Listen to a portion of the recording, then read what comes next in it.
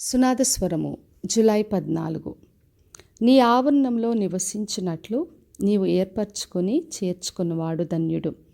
నీ పరిశుద్ధాలయము చేత నీ మందిరంలోని మేలు చేత మేము తృప్తి పొందెదము. కీర్తనలు 65:4. మరి దేవుని మందిరంలో దేవుని ఆవరణంలో నివసించుట గొప్ప ధన్యత. మరి దేవుడే ఏర్పరచుకొని చేర్చుకుంటాడు. వాళ్ళందరినీ కూడా ధన్యులుగా ఆయన చేస్తాడు. తన మందిరం యొక్క మేలు చేత వారిని తృప్తిపరుస్తాడు. అదే ఈ రోజున వాగ్దానం చేస్తున్నాడు.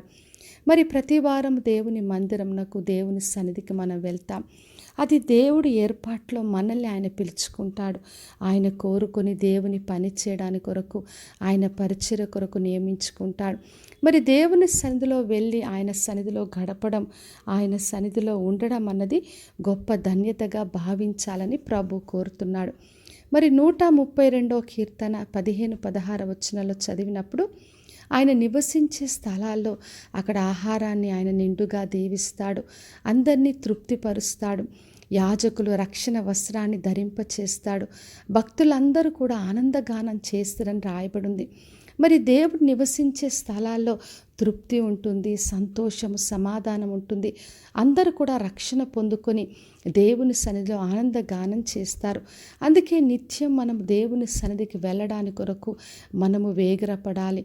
దేవునితో పాటు సహవాసంలో జీవించి మరి అందరితో కలిసి దేవుని సన్నిధిలో ఆనందించుట అన్నది గొప్ప ధన్యత. మరి అపోస్తల కార్యములు 2వ అధ్యాయం 46-47 చదివినప్పుడు ఆది సంఘం వాళ్ళందరూ కూడా ఏక మనసుతో కూడుకొని దేవుని యందు సంతోషించారు, దేవుని స్తుతి చేశారు. ఆనందంతో వాళ్ళకు కలిసింది, వాళ్ళు పొందుకున్నదంతా కూడా సంతోషంగా పంచుకొని అందరినీ అనుదినము చేర్చుకుంటూ దేవునిలో వాళ్ళు ఎంతగా గొప్పగా ఆనందించారు. అందుకనే మనము కూడా మనకున్న సహవాసంలో, సంఘంలో ఎక్కడున్నప్పటికీ కూడా దేవుని యందు ఆనందించాలని ప్రభు కోరుతున్నాడు. కాబట్టి నా ప్రియ సహోదరి సహోదర, దేవుని మందిరంలో దేవుని సన్నిధిలో నివసించుట అన్నది గొప్ప ధన్యత. కాబట్టి దేవుని పరిచర్య అయినా, దేవుడిచ్చే పని అయినా, దేవుని మందిరంకి వెళ్ళేదైనా విశ్వాసంతో, సంతోషంతో ఆయన సన్నిధికి వెళ్ళి ఆయన యొక్క మేలుతో తృప్తిపరచబడదాం. ప్రార్థన చేసుకుందాం.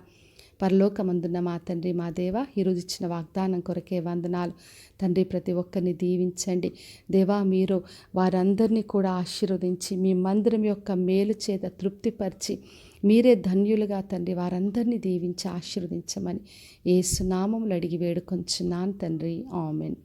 ఈ శుభవచనము వినుచున్న ప్రతి ఒక్కరి జీవితంలో నెరవేర్చబడునుగాక. నేను మీ ప్రియ సహోదరి మంజులా చరణ్.